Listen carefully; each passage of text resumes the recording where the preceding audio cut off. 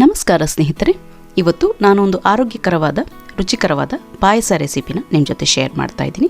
ಇವತ್ತು ನಾನು ಮಾಡ್ತಾ ಇರೋದು ಅವಲಕ್ಕಿ ಪಾಯಸ. ಬನ್ನಿ ನೋಡೋಣ ಈ ಪಾಯಸ ಮಾಡೋದಕ್ಕೆ ಯಾವ ಯಾವ ಸಾಮಗ್ರಿಗಳು ಬೇಕು ಅಂತ.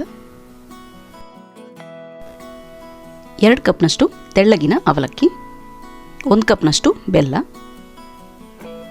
5 ಕಪ್ನಷ್ಟು ನೀರು, ಅರ್ಧ ಕಪ್ನಷ್ಟು ದಪ್ಪ ತೆಂಗಿನಕಾಯಿ ಹಾಲು, 2 ಟೇಬಲ್ ಸ್ಪೂನಷ್ಟು ಗೋಡಂಬಿ ಕಟ್ ಮಾಡ್ಕೊಂಡಿರೋದು, 2 ಟೇಬಲ್ ಸ್ಪೂನಷ್ಟು ತುಪ್ಪ ಗೋಡಂಬಿ ಮತ್ತು ಅವಲಕ್ಕಿನ ಫ್ರೈ ಮಾಡ್ಕೊಳ್ಳೋದಕ್ಕೆ, ಅರ್ಧ ಟೀ ಸ್ಪೂನ್ ಏಲಕ್ಕಿ ಪುಡಿ, 1 ಚಿಟಿಕೆಯಷ್ಟು ಉಪ್ಪು. ಬನ್ನಿ ಇವಾಗ ಪಾಯಸ ಮಾಡೋ ವಿಧಾನವನ್ನು ನೋಡೋಣ. ಇಲ್ಲಿ ಒಂದು ಪ್ಯಾನಲ್ಲಿ ತುಪ್ಪ ಹಾಕ್ಕೊಳ್ತಾ ಇದ್ದೀನಿ. ತುಪ್ಪ ಬಿಸಿ ಆಗ್ತಾ ಇದ್ದ ಹಾಗೆ ಇದರಲ್ಲಿ ನಾನು ಗೋಡಂಬಿ ತುಂಡುಗಳನ್ನು ಫ್ರೈ ಮಾಡ್ಕೊಳ್ತೀನಿ. ಲೈಟಾಗಿ ಬ್ರೌನ್ ಆಗೋ ತನಕ ಸಣ್ಣ ಉರಿನಲ್ಲಿ ಫ್ರೈ ಮಾಡ್ಕೊಳ್ಬೇಕು.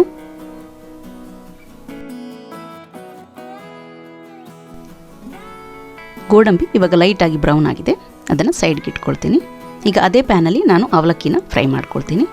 ತುಪ್ಪ ಕಡಿಮೆ ಅನಿಸಿದರೆ ಸ್ವಲ್ಪ ತುಪ್ಪ ಹಾಕ್ಕೊಳ್ಬೋದು. ಇದನ್ನು ಸಣ್ಣ ಉರಿನಲ್ಲಿ 3 ರಿಂದ 4 ನಿಮಿಷದಷ್ಟು ಹೊತ್ತು ಫ್ರೈ ಮಾಡ್ಕೊಳ್ತೀನಿ. ನೋಡಿ, ಇಲ್ಲಿ ಅವಲಕ್ಕಿ ಲೈಟಾಗಿ ಬ್ರೌನ್ ಆಗಿದೆ, ಇಷ್ಟು ಫ್ರೈ ಮಾಡಿಕೊಂಡ್ರೆ ಸಾಕು. ಇದನ್ನು ಸೈಡ್ಗೆ ಇಟ್ಕೊಳ್ಳೋಣ.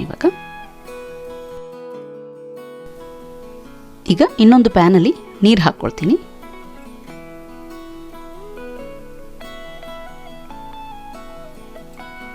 ಇದಕ್ಕೆ ಬೆಲ್ಲ ಸೇರಿಸ್ಕೊಳ್ತೀನಿ ಮತ್ತು ಉಪ್ಪು.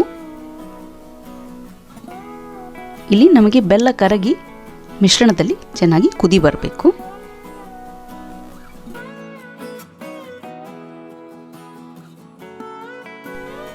ಇಲ್ಲಿ ಬೆಲ್ಲ ಸಂಪೂರ್ಣವಾಗಿ ಕರಗಿದೆ, ಹಾಗೆ ಮಿಶ್ರಣದಲ್ಲಿ ಚೆನ್ನಾಗಿ ಕುದಿ ಕೂಡ ಬರ್ತಾ ಇದೆ. ಈಗ ನಾನು ಫ್ರೈ ಮಾಡ್ಕೊಂಡಿರೋ ಅವಲಕ್ಕಿನ ಇದಕ್ಕೆ ಸೇರಿಸ್ಕೊಳ್ತೀನಿ. ಇದನ್ನು ಚೆನ್ನಾಗಿ ಮಿಕ್ಸ್ ಮಾಡಿಕೊಳ್ಬೇಕು. ಈ ಮಿಶ್ರಣವನ್ನು 10 ನಿಮಿಷಗಳ ತನಕ ಚೆನ್ನಾಗಿ ಕುದಿಸ್ಕೊಳ್ಬೇಕು. ಅವಲಕ್ಕಿ ಚೆನ್ನಾಗಿ ಬೆಲ್ಲವನ್ನು ಹೀರ್ಕೊಳ್ಬೇಕು.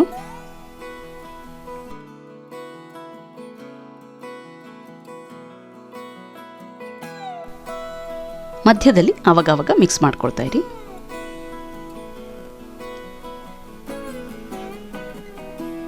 ನೋಡಿ, 10 ನಿಮಿಷಗಳ ನಂತರ ಮಿಶ್ರಣ ಸ್ವಲ್ಪ ದಪ್ಪ ಆಗಿದೆ.